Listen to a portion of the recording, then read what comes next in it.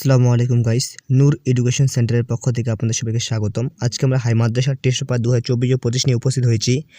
History ইতিহাস set 7 ও 10 আলোচনা করব। তো চলো বন্ধুরা, দেরি না করে শুরু করা যাক। Let's start. বন্ধুরা দেখতে পাচ্ছেন আমরা 7 সেট আলোচনা করতে শুরু করছি। আনন্দমঠ রচনা করেছিলেন বঙ্কিমচন্দ্র চট্টোপাধ্যায়। স্বাধীনতার পূর্বে ভারতের প্রথম মহিলা শহীদ হলেন প্রীতিলতা ওয়াদ্দেদার। কাকে দেশবন্ধু বলা হয়? চিত্তরঞ্জন দাসকে দেশবন্ধু বলা হয়। আর দেশপ্রাণ হচ্ছে বীরেন্দ্রনাথ শাসমল। কলকাতা বিশ্ববিদ্যালয় প্রতিষ্ঠিত হয়েছিল 1857 খ্রিস্টাব্দে। গদর পার্টি প্রতিষ্ঠা করেন লালা হরদয়াল। জমিদার সভা প্রতিষ্ঠিত হয়েছিল 1838 খ্রিস্টাব্দে।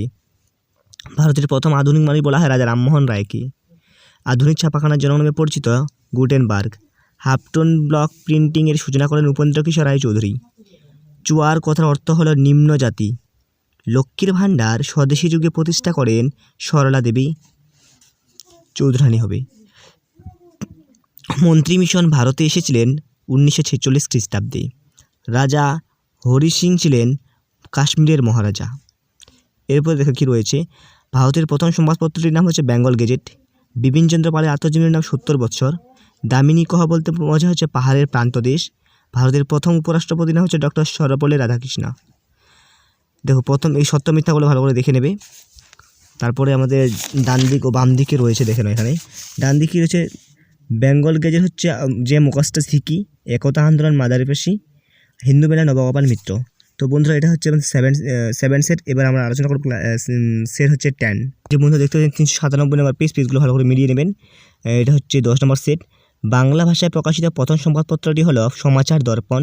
কে নিজেকে ধরতী, ওটা আগ হবে না আবা বলে হবে, ধরতী আবা বা পৃথিবীর পিতা বলে ঘোষণা করেন বিরসা মুন্ডা। বেঙ্গল কেমিক্যাল প্রতিষ্ঠা করেন আচার্য প্রফুল্লচন্দ্র রায়। ভারতের হাফটন প্রিন্টিং পদ্ধতি প্রবর্তন করেছিলেন Upendrakishore Raychaudhuri. Survey of India প্রতিষ্ঠিত হয়েছিল জমি জরিপের জন্য। 3 কাঠিয়া ব্যবস্থা প্রচলিত ছিল বিহারে। সূর্য সেন প্রতিষ্ঠা করেন Indian Republican Army. Writers' Building আক্রমণ হয়েছিল 8ই ডিসেম্বর 1930 সালে। একা আন্দোলনের নেতা ছিলেন মাদারি পাশা আছে এখানে।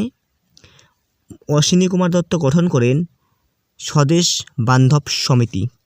ভারতের স্বাধীনতা সংগ্রামের প্রথম নারী শহীদ ছিলেন প্রীতিলতা ওয়াদ্দেদার। আব্দুল রশিদ আলী সেনাপতি ছিলেন আজাদ হিন্দ ফৌজের। সরকারি ভাষা কমিশন গঠিত হয় 1955 খ্রিস্টাব্দে।